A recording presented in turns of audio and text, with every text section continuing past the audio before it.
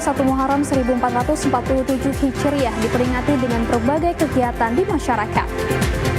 Ribuan warga hadiri haulan Datu Sanggul atau Ahmad Sirajul Huda ke-260 di Tatakan, Kabupaten Tapin. HUT Bayangkari diperingati dengan kegiatan sosial olahraga dan lomba dai di Kalimantan Selatan.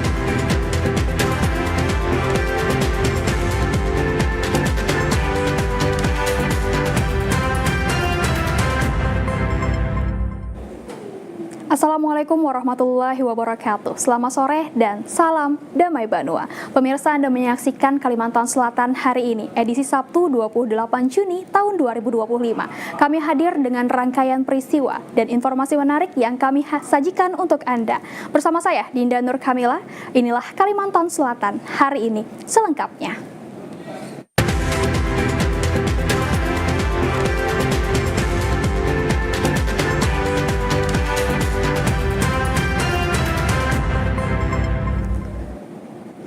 Pemirsa, mengawali informasi pertama dalam Kalimantan Selatan hari ini, lebih dari 1.000 orang pelajar hingga masyarakat meriahkan pawai Pekan Muharram di Kecamatan Cempaka, Kota Banjarbaru. Pawai Pekan Muharram secara masyarakat memperkenalkan dan menyambut Tahun Baru Islam. Sebanyak 1.338 orang terdiri dari lembaga sekolah, remaja, masjid hingga masyarakat di Kecamatan Cempaka menyambut Tahun Baru Islam 1 Muharram dengan melakukan pawai keliling kampung. Sepanjang jalan, peserta yang terdiri dari pelajar dan masyarakat kompak melantunkan sholawat Nabi. Dengan mengenakan kostum unik, para peserta berjalan kaki mengikuti rombongan. Salah seorang warga, Hanifah Heliana, mengaku setiap tahun menonton pawai ini, bahkan pernah ikut memeriahkan pawai dengan menjadi peserta.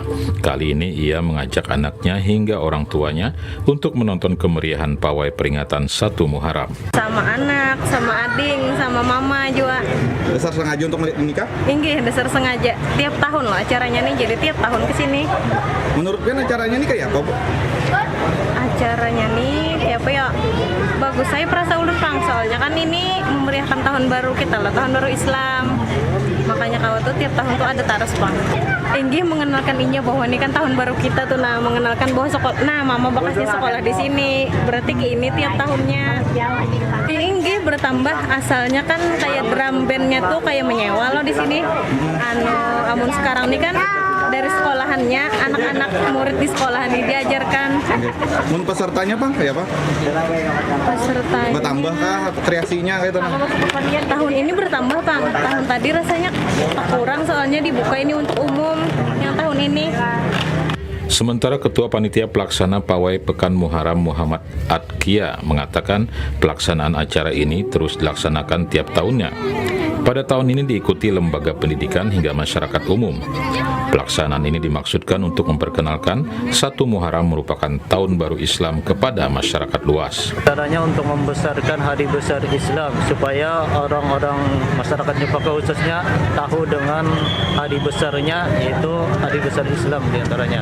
Harapannya semoga untuk sekolah kita makin berkembang dengan adanya acara ini, dan untuk secara umum mudah-mudahan ini menjadi amal ibadah yang dapat menyelamatkan kita di akhirat, dan mudah-mudahan generasi kita makin bagus akhlaknya dengan ada acara ini, dengan mengetahui hari-hari besar Islam. Tujuan dengan adanya pawai Pekan Muharram ini dapat memperkenalkan Tahun Baru Islam kepada masyarakat umum. Diharapkan pada Tahun Baru Islam ini dapat mempertebal keimanan serta saling tolong-menolong antar sesama masyarakat. Sambut 1 Muharram 1447 Hijriah, pemerintah Kabupaten Hulu Sungai Tengah menggelar tablik akbar di Taman Dwi Warna Barabai. Dalam tablik akbar ini, tausiah disampaikan Kiai Haji Abdussalam dan Al-Habib Ahmad Muhajir. Bertempat di Taman Dwi Warna Barabai, pemerintah Kabupaten Hulu Sungai Tengah gelar tablik akbar dalam rangka menyambut 1 Muharram 1447 Hijriah. Dalam tablik akbar yang dipadati masyarakat berbagai desa di Kabupaten Hulu Sungai Tengah ini, diisi tausiah oleh Kiai Haji Abdussalam dan Al-Habib Ahmad Muhajir bin Assegaf. Bupati Hulu Sungai Tengah Samsul Rijal mengatakan seluruh masyarakat untuk menjadikan momentum pergantian tahun baru Hijriah sebagai sarana introspeksi diri agar menuju pribadi yang lebih baik. Bupati Samsul Rijal menjelaskan momen ini juga sebagai pengingat pembangunan tidak hanya berbasis fisik dan ekonomi, tetapi juga harus dilandasi nilai-nilai spiritual, akhlak, dan budaya. Tahun Baru Islam adalah momentum penting untuk melakukan muhasabah atau introspeksi diri, memperbaiki kualitas iman dan amal kita, serta menata kembali niat dan langkah ke depan, baik sebagai pribadi, keluarga maupun bagian dari masyarakat dalam berbangsa dan bernegara. Dalam momen ini, Bupati Samsul Rijal sekaligus menyerahkan secara simbolis santunan jaminan kematian dari BPJS Ketenagakerjaan kepada 2 ahli waris, masing-masing sebesar 42 juta rupiah. Di samping itu, agenda ini turut dihadiri unsur Forkopimda dan Ketua Tim Penggerak PKK Hulu Sungai Tengah, Deni Era Yulianti. Ahmad Rizky, kontributor TVRI Kalimantan Selatan. Ribuan warga Kota Banjarmasin memadati kawasan Siring Balai Kota Banjarmasin dalam rangkaian kegiatan Jalan Sehat memperingati Tahun Baru Islam 1 Muharram 1447 Hijriah. Mengusung tema momentum menuju Banjarmasin maju dan sejahtera, Jalan Sehat dilepas Wali Kota Banjarmasin Muhammad Yamin didampingi Ketua Tim Penggerak PKK Nelly Listriani. Menurut Wali Kota Muhammad Yamin, peringatan 1 Muharram seharusnya tidak hanya dimaknai sebagai seremonial tahunan, tetapi sebagai ajakan untuk memperkuat keimanan dan mempererat hubungan antar warga. Muhammad Yamin juga menekankan pentingnya kedisiplinan dan tanggung jawab sosial dalam setiap kegiatan publik. Dia mengingatkan masyarakat untuk tetap menjaga kebersihan lingkungan. Kami melepas pagi ini jalan santai untuk menjaga kebugaran lah mungkin ya. Terus juga kita mengingatkan juga dalam rangkaian perjalanan juga harus yang rapi, terus juga menjaga kebersihan, jangan sampai membuang sampah di jalanan dalam setiap kegiatan. Dalam dalam rangkaian kegiatan 1 Muharram ini adalah untuk menjamakkan kita bahwa untuk meningkatkan ukhuwah dari seluruh kita dan kedekatan kita kepada Allah Subhanahu wa Ta'ala dan Rasulnya. Kita harus memperkuat diri kita dan membentengi diri kita untuk meningkatkan keimanan. Wali Kota Banjarmasin juga menyampaikan pentingnya peran pemerintah dalam mendukung program-program bernuansa religius, baik di tingkat kota maupun provinsi. Pada kegiatan ini diikuti Ustadz dan Ustazah bersama keluarga dari berbagai penjuru di Kota Banjarmasin. Pemkot dan BNN tetapkan 2 kelurahan. Informasi lengkapnya akan kami hadirkan usai jeda. Tetaplah bersama kami.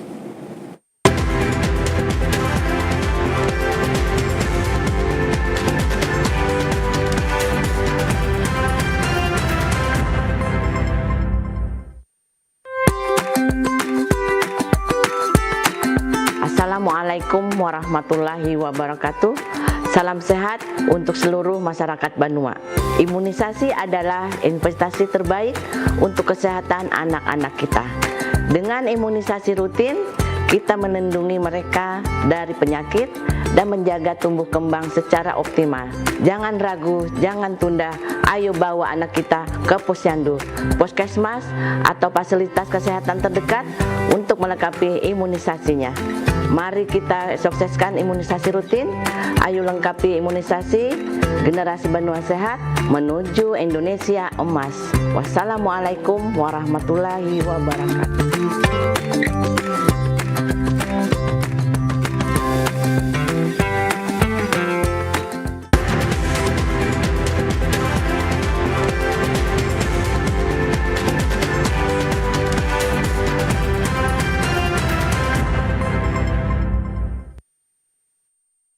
Anda masih bersama kami dalam Kalimantan Selatan hari ini, memperingati Hari Anti Narkotika Internasional atau HANI 2025. Badan Narkotika Nasional Kota Banjarmasin bersama Forum Koordinasi Pimpinan Daerah Kamis lalu menggelar peringatan HANI di Aula Kayu Huba Imbai, Balai Kota Banjarmasin.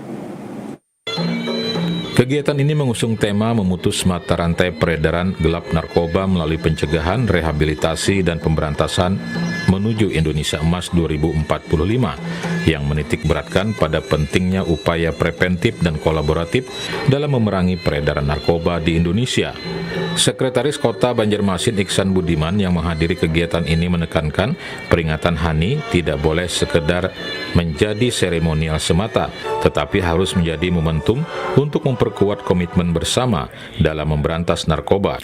Iksan juga mengapresiasi kinerja BNN Kota Banjarmasin yang menurutnya sigap dalam menjaga lingkungan pemerintahan dan masyarakat dari ancaman narkotika. Adanya kerjasama dalam pencegahan di lingkungan ASN serta penetapan 2 kelurahan bersinar pada tahun 2024, yakni Kelurahan Sungai Lulut dan Kelurahan Alalak Selatan sebagai langkah konkret. Ya, kinerja dari BNN Kota Banjarmasin saya pikir sangat bermanfaat keberadaannya untuk masyarakat dan pemerintah Kota Banjarmasin.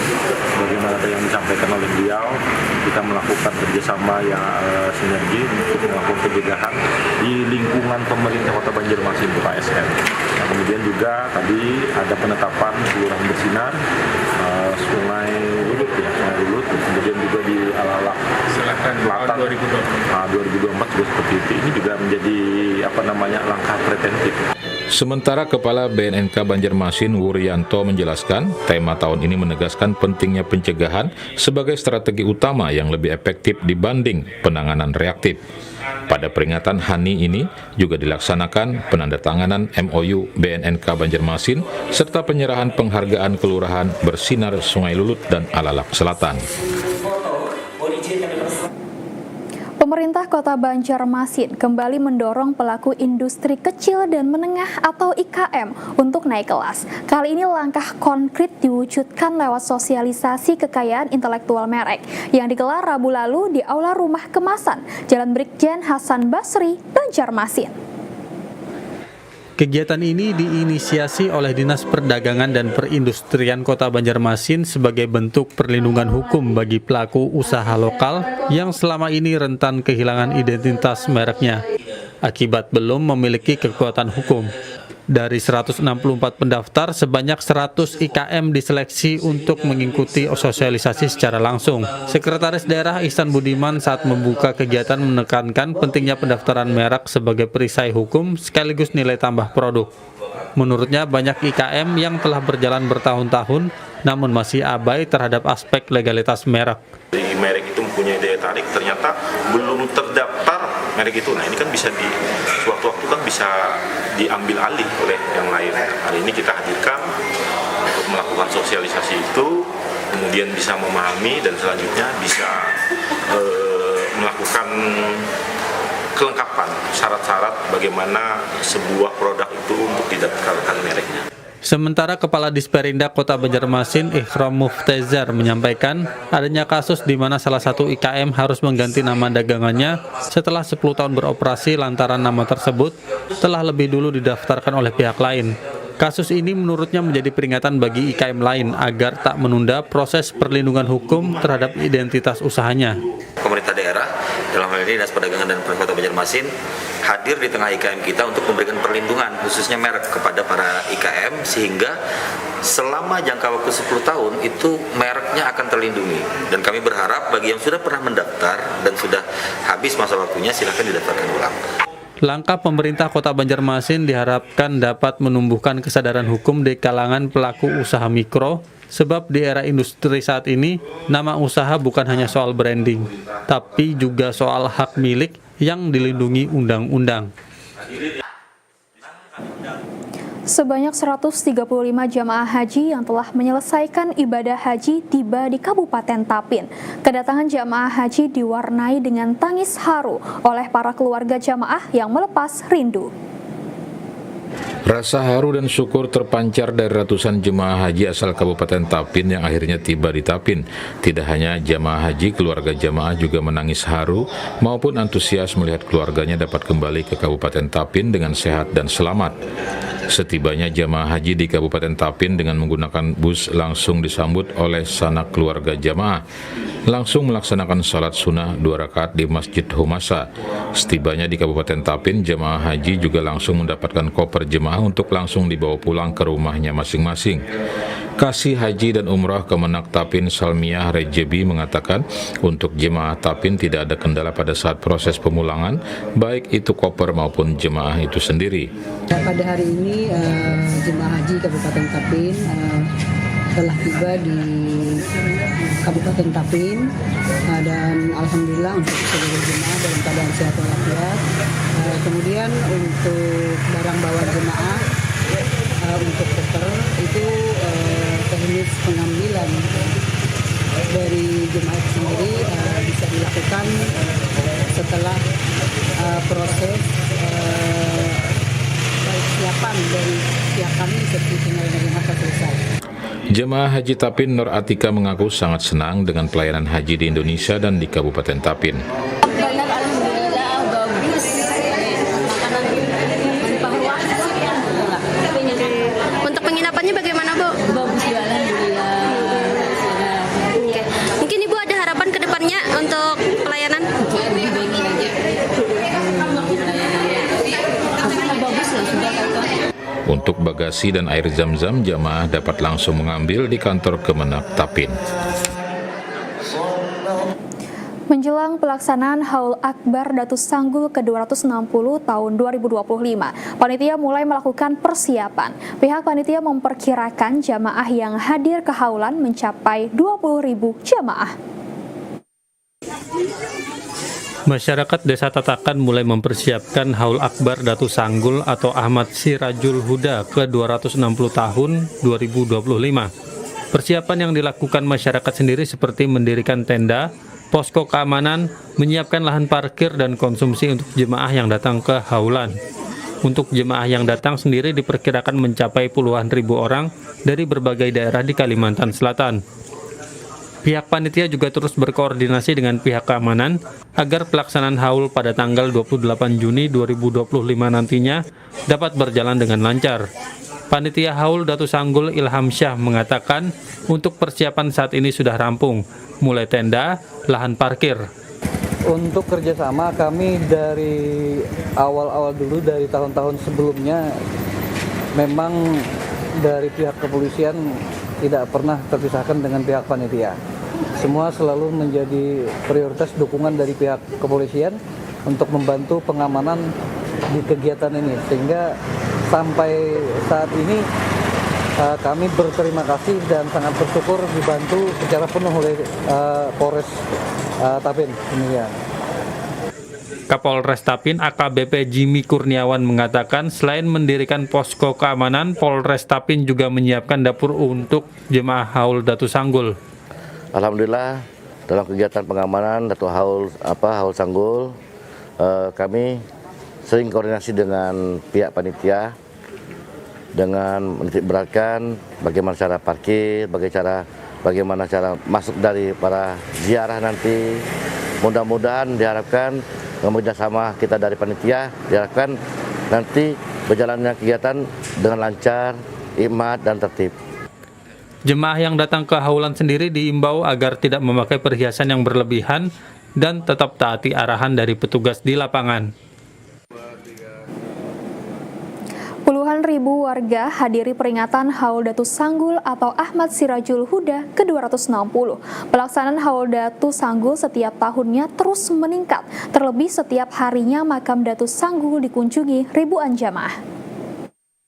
Ribuan warga dari berbagai daerah baik itu di Kabupaten Tapin maupun luar Kabupaten Tapin hadiri Haul Ahmad Sirajul Huda ke-260 di Desa Tatakan, Kecamatan Tapin Selatan. Ahmad Sirajul Huda atau yang biasa disebut masyarakat dengan sebutan Datus Sanggul merupakan ulama yang dikenal dengan ketulusan hatinya dalam melaksanakan ibadah dan ketakwaannya dalam menegakkan kalimat-kalimat Allah serta keramat yang diberikan Allah kepadanya, membuat ia terkenal sampai ke pelosok negeri.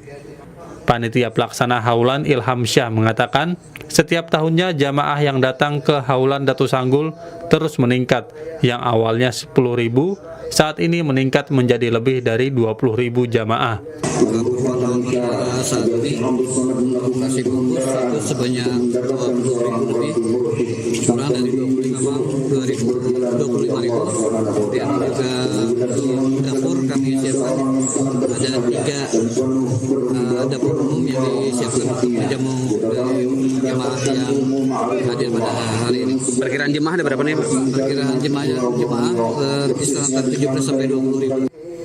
Tokoh masyarakat Misran mengatakan saat ini di kawasan Datu Sanggul masih ada beberapa yang perlu diperbaiki, seperti pelebaran jalan dan WC umum yang perlu ditambah.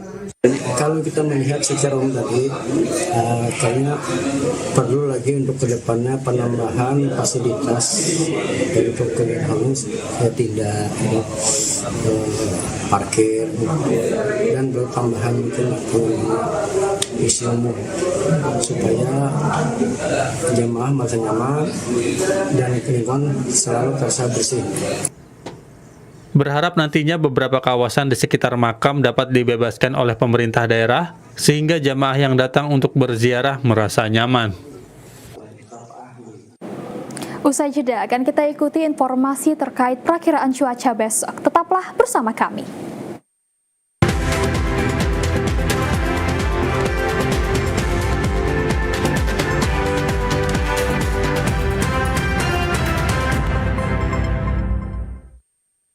Pemenuhan gizi dalam masa pertumbuhan anak menjadi salah satu syarat mutlak membangun generasi unggul sebagai fondasi Indonesia Emas 2045. Program makan bergizi gratis yang digagas Presiden Prabowo Subianto merupakan langkah konkret pemerintah untuk mendongkrak kualitas sumber daya manusia menuju Indonesia Emas 2045.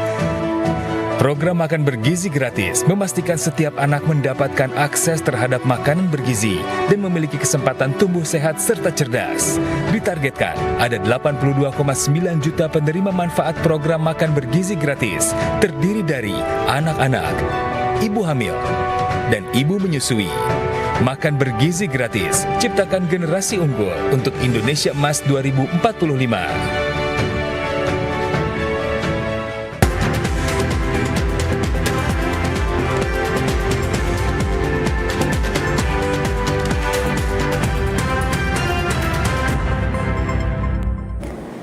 Pemirsa, berikut perakiraan cuaca esok hari Minggu 29 Juni tahun 2025. Informasinya akan disampaikan Prakirawan Rianita Sekar dari Stasiun Meteorologi Syamsuddinor, Banjarmasin.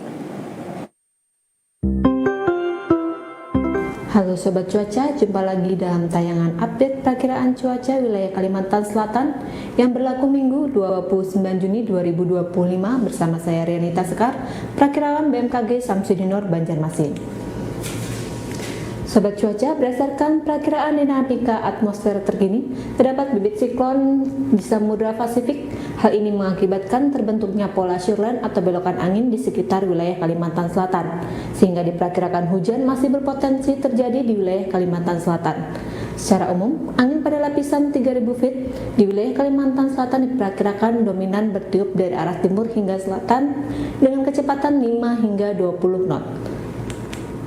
Secara umum, untuk esok hari, angin permukaan diperkirakan bertiup dari arah timur laut hingga selatan dengan kecepatan 5 hingga 30 km per jam. Suhu udara diperkirakan berkisar antara 23 hingga 33 derajat Celcius dan nilai kelembapan udara diperkirakan berkisar antara 65 hingga 98%. Kondisi cuaca pada esok pagi hari secara umum diperkirakan cerah berawan hingga berawan. Pada siang hingga sore hari secara umum diperkirakan berpotensi hujan ringan dan potensi hujan yang dapat disertai kilat petir dan angin kencang berdurasi singkat khususnya di wilayah Kota Banjarbaru, Kabupaten Banjar, Tanah Laut, Tanah Bumbu, dan Kota Baru. Sementara pada malam hari cuaca diperkirakan berawan kecuali Kabupaten Hulu Sungai Selatan yang diperkirakan hujan ringan.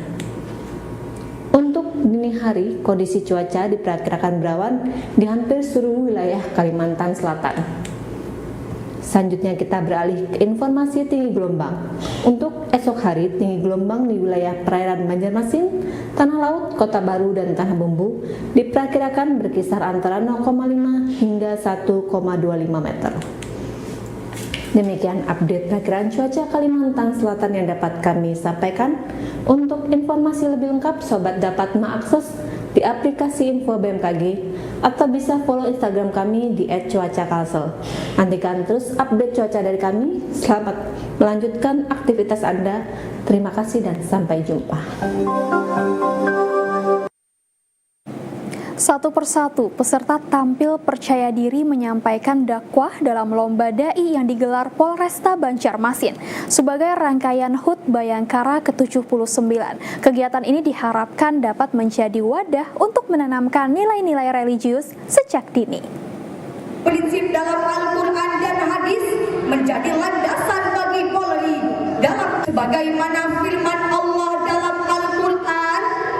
Dengan penuh percaya diri, satu persatu para dai dan daiyah cilik ini naik ke atas panggung. Mereka tampil penuh semangat dan memukau, menyampaikan pesan dakwah yang mengandung kebaikan serta syarat akan nilai-nilai kehidupan.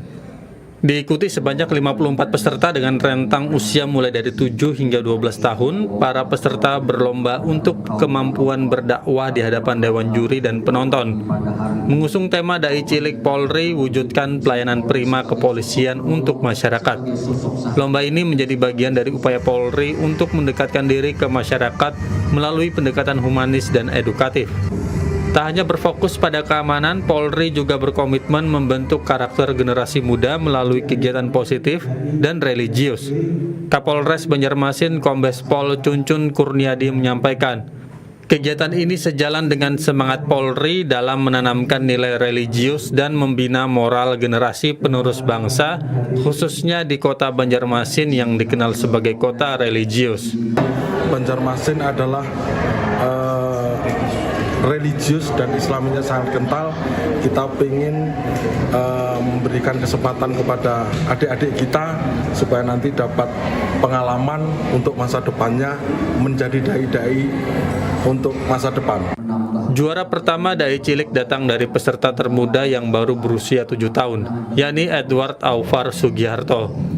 Edward mengaku senang dapat meraih juara pertama meski persiapannya hanya sehari. Dirinya pun tampil percaya diri karena ini bukanlah kali pertama mengikuti lomba dakwah. Senang sekali. Ini dai yang kalau di Polresta memang pertama kali, tapi biasanya itu sudah ikut lomba-lomba sampai tingkat nasional juga. Satu hari aja. Tantangannya itu paling kalau gini ya, biasa kalau mau lomba kan ada tema gitu, temanya apa, nah paling kita bikin ini lagi, bikin hafalan baru lah ya. Lomba Dai Cilik ini bukan hanya ajang kompetisi tapi juga wadah pembentukan karakter dan keimanan sejak dini. Diharapkan para peserta dapat turut tumbuh menjadi generasi yang tak hanya cerdas tapi juga membawa nilai-nilai kebaikan dalam kehidupan sehari-hari. 79 regu Balogo se-Kalimantan Selatan ikuti pertandingan olahraga tradisional Balogo yang digelar Kormi Kabupaten Tapin bekerja sama dengan Polres Tapin. Kegiatan bertujuan untuk memeriahkan Hari Bayangkara ke-79 dan juga melestarikan olahraga tradisional. Sebanyak 79 tim putra dan putri dari berbagai kabupaten, kota se-Kalimantan Selatan ikuti pertandingan olahraga tradisional Balogo yang digelar oleh Kormi Tapin bekerja sama dengan Polres Tapin. Kegiatan digelar dalam rangka memeriahkan Hari Bayangkara ke-79. Diadakannya lomba Balogo tidak lain sebagai upaya menumbuhkan kepedulian dan melestarikan nilai-nilai tradisi warisan masa lampau di tengah-tengah kehidupan masyarakat. Kapolres Tapin AKBP Jimmy Kurniawan mengatakan turnamen Balogo ini merupakan pertama kalinya digelar oleh pihak Polres Tapin dalam rangka HUT Bayangkara ke-79. Baik Kapolres, kami beserta dengan dari Kormi dan Dinas Pora kita kerjasama untuk mengadakan lomba Balogo. Bisa mungkin kita mengangkat kearifan lokal. Balogo juga merupakan salah satu cabang olahraga nasional saya. Ada berapa peserta nih Dan? Peserta ini 79. Harapannya Dan? Harapannya yang pertama-tama harapannya mudah-mudahan Balogo ini sudah nasional. Mudah-mudahan atlet Balogo di Tapin siapa tahu jadi nomor 1. Ketua Kormitapin Mitpai Syahbani mengatakan adanya lomba ini dapat melahirkan atlet-atlet balogo asal Kabupaten Tapin yang dapat bertanding hingga ke tingkat nasional. Kormi bisa bekerjasama dengan Kortapin dengan rangka Hari Jadi Bayangkara. Kormitapin mempersembahkan bekerjasama mengadakan lomba balogo dengan Hari Bayangkara yang ke-72. Harapannya Pak? Harapannya perlombaan balogo pada hari ini saya menjunjung tinggi seperti bermain, sebab balogo ini dengan kearifan lokal, artinya di sini ada 3 kabupaten yang mengikuti, Kabupaten ASS, Kabupaten Banjar, dan Tapin. Berharap nantinya dengan digelarnya pertandingan olahraga tradisional ini, permainan balogo lebih dikenal generasi muda. Karena sejauh ini kebanyakan pemain balogo didominasi generasi lebih tua. Semarak lomba memancing Polri di Embung Sidodadi, Banjarbaru diikuti ratusan peserta. Total ada 300 kg lele dilepas di embung ini untuk dipancing para peserta. Suasana Embung Sidodadi di Kelurahan Loktabat Selatan, Kota Banjarbaru mendadak semarak saat sekitar 400 ketua RT dan RW dari seluruh penjuru Kota Banjarbaru berkumpul untuk mengikuti kegiatan lomba memancing bersama dalam rangkaian Hari Bayangkara ke-79 di Banjarbaru. Kegiatan ini bukan sekedar ajang hiburan, namun juga sebagai bentuk apresiasi sekaligus wadah mempererat silaturahmi antar ketua RT dan RW sekota Banjarbaru. Embung Sidodadi yang biasanya menjadi tempat berkumpul warga dan spot mancing, kali ini disulap menjadi arena pemancingan penuh semangat dan canda tawa. Kapolres Banjarbaru Ajun Komisaris Besar Polisi Pius Puluh Febri Aceng Loda mengatakan kegiatan mancing ini dilaksanakan sebagai sinergisitas antara Polri dan masyarakat. Selain itu juga diharapkan dapat membantu tugas-tugas Polri dalam menjaga Kamtipmas di Kota Banjarbaru. Jadi bersama masyarakat dari kegiatan ini dalam rangka memperingati Hari Bayangkara yang ke-79 yang akan dilaksanakan pada saat tanggal 1 Juli nanti. Jadi diharapkan ada kedekatan antara Polri dan masyarakat. Kemudian kami juga menghimbau untuk seluruh warga masyarakat ini bisa membantu tugas-tugas kepolisian di bidang keamanan. Kemudian kami juga menghimbau kepada seluruh warga masyarakat untuk menjaga keamanan ataupun kebersihan di lingkungan-lingkungan sehingga wilayah kita tetap asri dan bisa menambah keindahan, khususnya meningkatkan suasana ataupun kondisi pariwisata yang ada di Banjarbaru. Sementara salah seorang perwakilan pemancing Muhammad Nur Pamungkas mengatakan jarang-jarang bisa berkumpul seperti ini apalagi sambil memancing. Ia sangat menikmati bahkan mendapatkan jumlah ikan terbanyak dari seluruh peserta mancing. Harapannya senang, semoga tahun depan bisa lagi ikut meramaikan acara perlombaan ini. Terus untuk Polri semoga semakin bermasyarakat, tambah dekat dengan masyarakat lah harapannya. Supaya nggak ada jarak lah antara masyarakat dan Polri. Ya, terima kasih. Juara pertama tadi ya? Selamat Hari Bayangkara 79. Rahasianya apa tadi juara pertama? Rahasianya Pak, rezeki ya. Oke. Umpannya apa tadi? Umpannya cacing, pelet sama jangkrik. Dalam kegiatan ini juga sekitar 300 kg ikan lele dilepas untuk dipancing para pemancing di Embung Sidodadi. Kegiatan ini juga diharapkan menjadi sarana saling bertukar pengalaman dan inspirasi dalam membina masyarakat di lingkungan masing-masing. Kepolisian Resor memperingati Hari Bayangkara ke-79 tahun 2025 dengan beragam kegiatan. Salah satunya turnamen bola voli dengan menghadirkan bintang-bintang Proliga Nasional. Sehingga dalam setiap pertandingan sejak babak penyisihan hingga semifinal selalu menampilkan antusiasme penonton yang luar biasa. Sangat menyita perhatian penonton dan menimbulkan emosi tinggi, baik Bayangkari maupun BMC dihuni para pemain Proliga. seperti Siti Rahmi dari Jakarta Pertamina Enduro, Juhaidar Jakarta Elektrik, dan Dini Indahsari asal Lipoli Bank Jatim untuk tim Bayangkari. Sedangkan BMC diperkuat pemain-pemain profesional Depin dari Kaltim, Rona Jawa Timur, serta Pilda Jawa Timur. Sementara di laga lainnya, tim bola voli putra Polsek Simpang 4B berhasil melaju ke partai final usai mengalahkan Lestari Group Porprov MBGA dengan skor meyakinkan 3-1. Laga ini juga mempertontonkan pertandingan seru dan sengit. Tim Polsek Simpang 4 diperkuat pemain seperti Bagas, Dimas, dan Roy dari Sukun Badak, Nandar Klub Bank Sumsel Babel, Haris Ageng dan Rama Pazak Klub Samator, Rangga Jakarta Garuda, Ketut Timnas Poli Pasir, Sekti Wibowo Jawa Tengah, dan Yuriko dari Semarang. Sedangkan Lestari Group Porprov MBG menurunkan pemain Proliga asal klub Jakarta Lavani, Lipin, Transmedia. Di antaranya Nanda, Rehan, Diho, Hendra, dan Boy Arnes.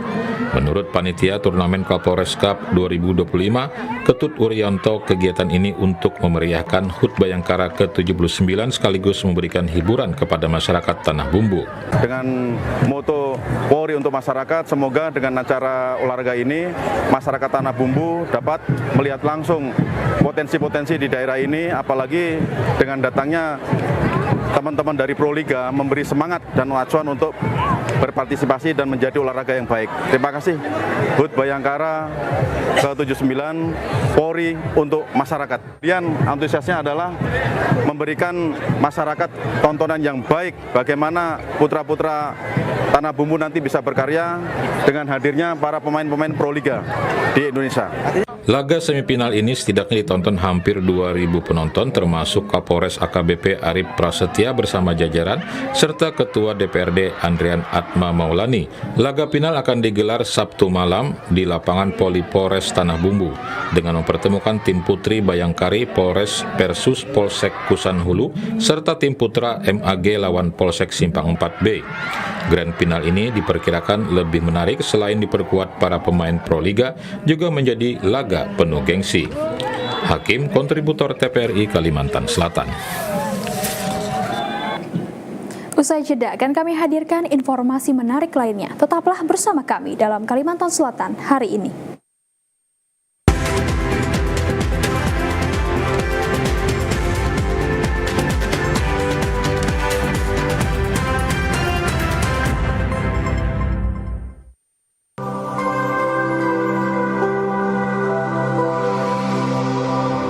Assalamualaikum warahmatullahi wabarakatuh. Ulun Kepala Kantor Wilayah Kementerian Agama Provinsi Kalimantan Selatan Haji Muhammad Tamrin mengucapkan Selamat Tahun Baru Islam 1 Muharram 1447 Hijriah. Semoga bulan ini membawa kedamaian, kebahagiaan, dan keberkahan bagi seluruh umat manusia dan alam semesta.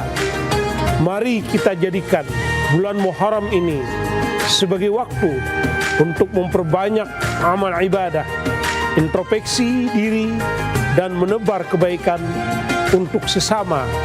Semoga Allah Subhanahu wa Ta'ala senantiasa meridai kita semua. Wallahul muwaffiq ila aqwamit thoriq. Wassalamualaikum warahmatullahi wabarakatuh.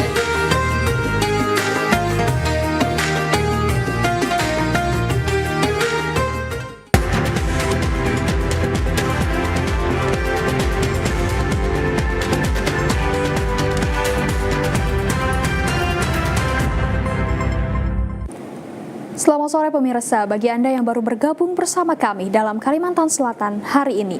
Pemirsa, dahulu terdapat cerita legenda turun-temurun hingga saat ini mengisahkan seekor ular naga bernama Agang-Agang Silagangki yang lahir dari seorang perempuan cantik Dayak Bakumpai bernama Diang.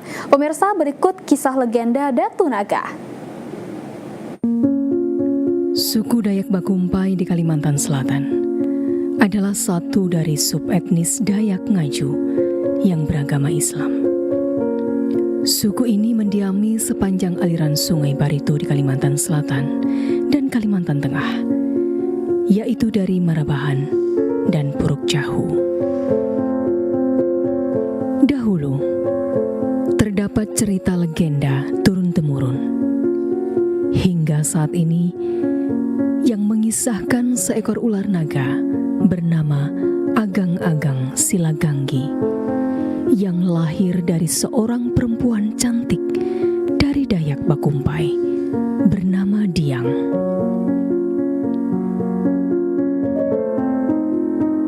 Pemirsa Amazing Indonesia, inilah kisahnya.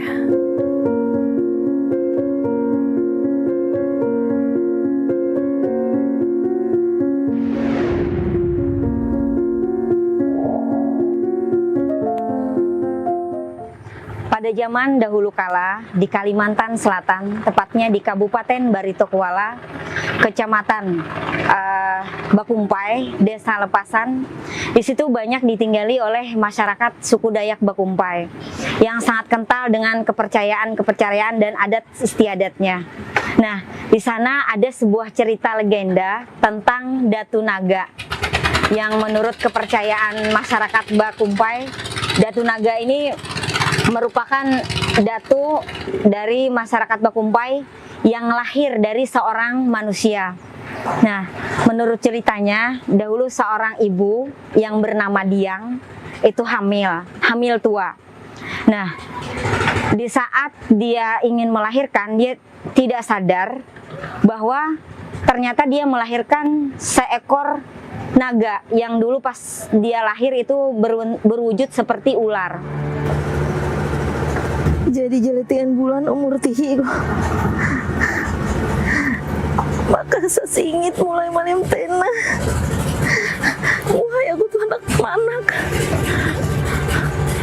mana ulu madadain. Allah Akbar. Allah.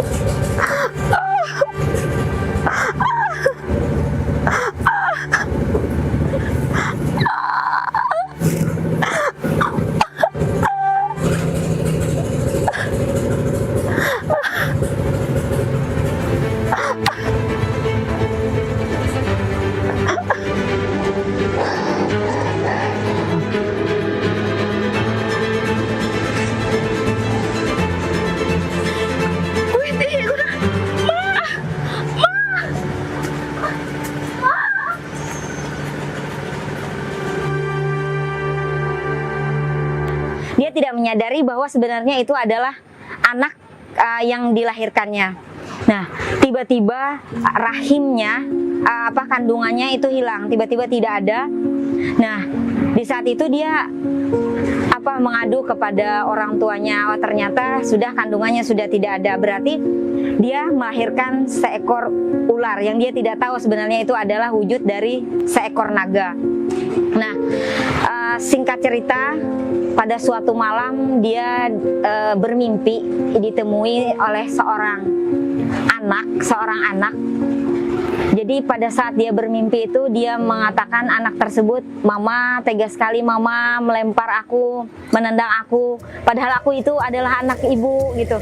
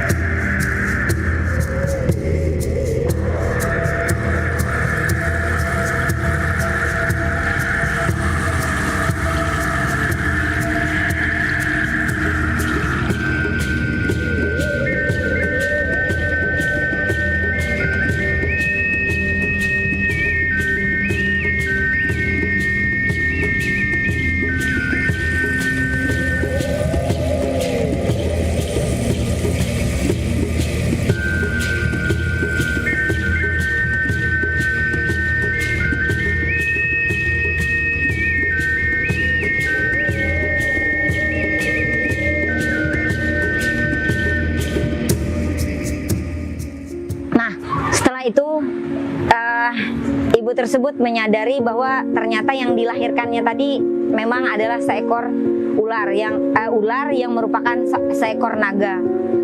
Nah, naga ini kemudian meminta kepada neneknya, kepada orang tuanya agar diberi nama. Nah, dia akhirnya meminta agar dia itu butuh pengakuan dari orang tuanya, kan kewajiban orang tua itu kan memberi nama juga kepada anaknya. Nah, dia meminta diberikan nama. Akhirnya diberikan nama, yang diberi nama yaitu adalah Galuh Silam Mugasari.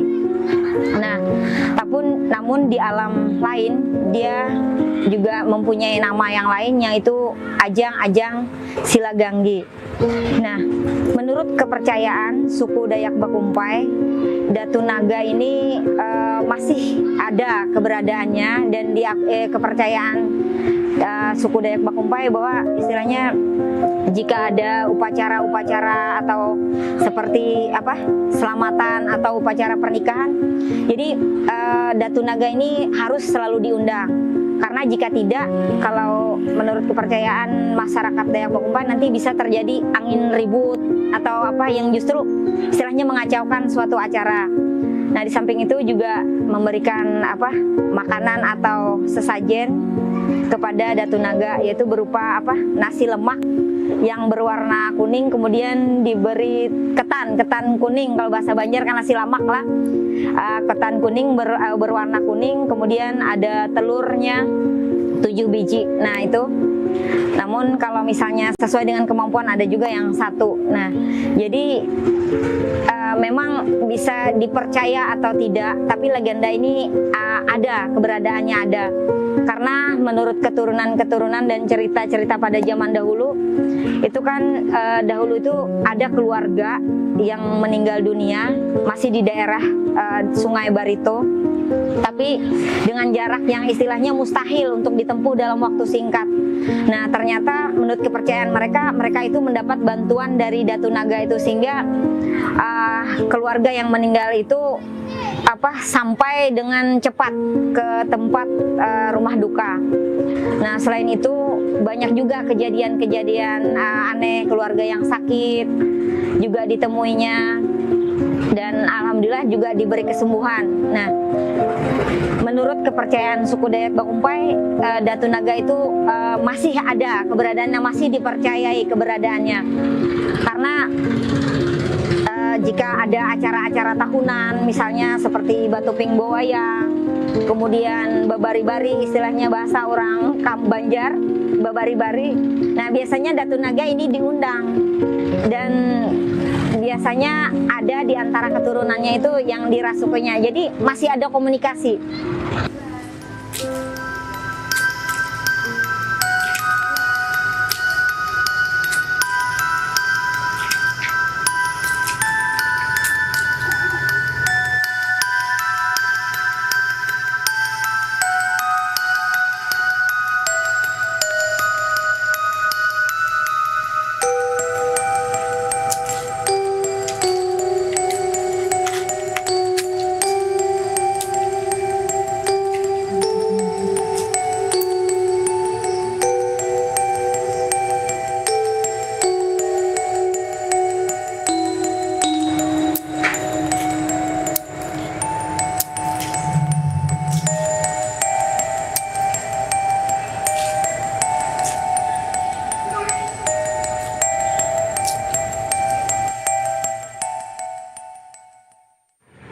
Kenapa, mungkin ada filosofinya juga, kenapa warna nasi yang sesajen yang diberikan untuk Datu Naga itu berwarna kuning.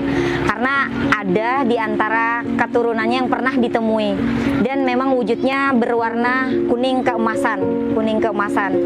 Nah, beliau juga ada berpesan kepada istilahnya anak cucu dari suku Dayak Bakumpai, nanti jika ada ketemu ular yang bertanduk itu agar tidak dibunuh, karena itu adalah perwujudan dari Datu Naga. Jadi cerita atau legenda Datu Naga ini menjadi khasanah budaya yang mungkin banyak anak cucu kita yang tidak mengetahui cerita ini. cerita Datu Naga karena mungkin dianggap suatu cerita hayal. Padahal sebenarnya itu diyakini memang keberadaannya oleh suku Dayak Bakumpai. Jadi setidaknya masyarakat khususnya Dayak Bakumpai, generasi-generasi penerus sekarang menghargai sejarah, menghargai budaya bangsa Indonesia, khususnya daerah Kalimantan Selatan.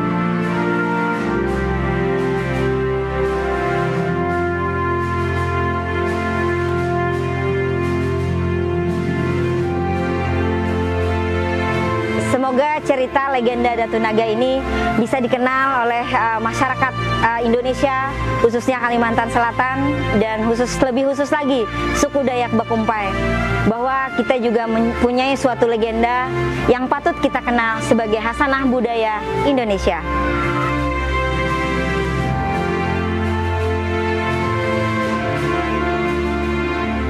Legenda Datuk Naga Agang-Agang Silagangge dari Bakumpai adalah satu dari sekian banyak cerita legenda di Kalimantan Selatan.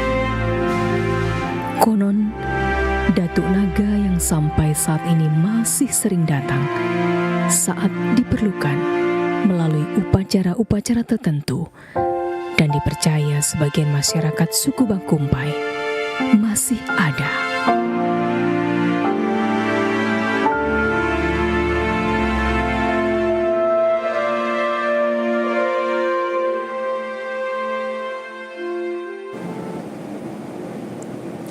Untuk mewujudkan harapan swasembada pangan dan kebangkitan ketahanan pangan, Provinsi Kalimantan Selatan berkomitmen berkontribusi menjadi wilayah penghasil pangan. Provinsi Kalimantan Selatan sebagai salah satu lumbung pangan selain sumber energi nasional, menjadikan daerah ini tetap menjadi salah satu wilayah bangkitnya produksi pangan tanah air, termasuk optimasi lahan dan peningkatan kualitas pendidikan vokasi bagi generasi muda. Berikut liputannya. Provinsi Kalimantan Selatan umumnya menjadi salah satu daerah yang memiliki sumber daya alam yang melimpah, baik dari sumber daya energi dan sumber daya lainnya. Provinsi Kalimantan Selatan juga menjadi salah satu daerah sebagai lumbung pangan nasional, khususnya padi atau beras. Kepala Bidang Ketahanan Pangan DPKP Provinsi Kalimantan Selatan mengatakan, berdasarkan data yang dihimpun untuk produksi padi gabah atau beras, pada tahun 2023 lalu mencapai 800.000 ton dan produksinya mengalami peningkatan sebesar 1 juta ton lebih pada tahun 2024. Sementara dengan upaya optimasi lahan dan program cetak sawah rakyat yang menjadi target pemerintah pusat, Kalimantan Selatan akan mewujudkan 500.000 hektar lahan sawah baru dalam kurun waktu 5 tahun mendatang. Sabtono berharap dengan langkah konkret dan sinergitas pemerintah pusat dan daerah serta dukungan semua pihak, kebangkitan produksi pangan akan meningkat dan menjadi bagian dari kebangkitan pangan nasional. Produksi padi kita meningkat dibandingkan tahun 2023. Kalau 2023 itu kurang lebih 800.000 ton ya. Di tahun 2024 kemarin kurang lebih 1 juta sekian ton lah, lebih dari 1 juta ton. Saat ini ya Kalimantan Selatan di tahun 2025 mendapatkan jatah cetak sawah rakyat atau CSR, kemudian optimasi lahan. Nah ini yang tentunya tujuannya adalah untuk meningkatkan produksi gabah di Kalimantan Selatan. Sementara itu untuk menjaga kesinambungan produksi pangan lokal dan mendukung terwujudnya swasembada pangan jangka panjang, sektor pendidikan menjadi prioritas utama pemerintah. Hadirnya satuan pendidikan di bawah Kementerian Pertanian seperti SMK Pertanian Pembangunan Negeri Banjarbaru terus membentuk generasi muda yang handal di bidang produksi pangan dan komoditi perkebunan lainnya. Pendidikan vokasi yang membentuk generasi muda untuk bangkit bersama, mewujudkan ketahanan dan kebangkitan pertanian nasional, terus digalakkan dengan kurikulum yang ada. Wakil Kepala SMK Pertanian Pembangunan Negeri Banjarbaru, Airin Nurmarita mengatakan setiap tahunnya sebanyak 80 orang lulusan terampil di bidang pertanian di perkebunan dilahirkan, mulai dari agribisnis, tanaman hortikultura, dan perkebunan dan pengolahan hasil pertanian, dan perkebunan yang mana dengan keahlian vokasi yang diberikan di bangku sekolah, mereka siap menjadi agen perubahan dan kebangkitan ketahanan pangan daerah untuk nasional. SMKP Negeri Banjarbaru berusaha menyiapkan lulusan sesuai dengan kompetensi yang ada. Bidang pertanian terdiri dari 3 program keahlian: agribisnis tanaman pangan hortikultura, agribisnis tanaman perkebunan, dan pengolahan hasil. Kompetensi yang akan mereka capai setelah lulus diharapkan dapat menjadi dasar dan landasan untuk mereka bekerja maupun berusaha di bidang pertanian. Kompetensi ini didukung dengan cara dan teknis pembelajaran kita berdasarkan teaching factory, di mana 70% lebih mereka langsung melaksanakan praktek sesuai dengan kompetensinya. Sementara itu, pengamat dan pemerhati pembangunan pertanian ULM Banjarmasin, Profesor Lutfi, mengatakan ada beberapa hal yang penting untuk terus dijaga agar keberlanjutan pembangunan pertanian lokal dan daerah dapat terjaga. Di antaranya perlunya sinergitas kenyamanan kebijakan antara pemerintah pusat dan daerah dalam mendukung pembangunan pertanian. Mulai dari dukungan anggaran peningkatan kapasitas sumber daya manusia dan sarana prasarana yang memadai, dan yang lebih penting yakni membentuk generasi muda yang tertarik pada bidang pertanian dengan lapangan kerja yang luas dan penciptaan pasar dan market untuk produk hasil pertanian. Ada 5 hal yang harus itu ada supaya ketahanan pangan, kalau kita ingin mewujudkan itu, kebangkitan ketahanan pangan yang kita ingin wujudkan itu bisa kita peroleh. Nah, yang 5 macam itu untuk menyingkatnya itu kita sebut kompas. Yang memudahkan mengingat itu kompas. Kompas ini terdiri dari komitmen otoritas, motivasi pelaku, peta jalan, aksi sinergi, dan sumber daya manusia. Program-program pemerintah itu tidak mengabaikan para milenial ini dan yang lebih baru lagi begitu ya, di antara mereka ini dengan berbagai bentuk bantuan atau kompetisi yang bisa merangsang mereka untuk tertarik akhirnya berkecimpung di bidang pertanian, dan saya mengamati dari mahasiswa saya itu Pak sudah banyak. Pemirsa, informasi tadi menutup perjumpaan kita dalam Kalimantan Selatan hari ini. Akhirnya, saya Dinda Nur Kamila mewakili kerabat kerja yang bertugas mengucapkan terima kasih atas kebersamaan Anda. Wassalamualaikum warahmatullahi wabarakatuh. Selamat sore dan salam damai Banua.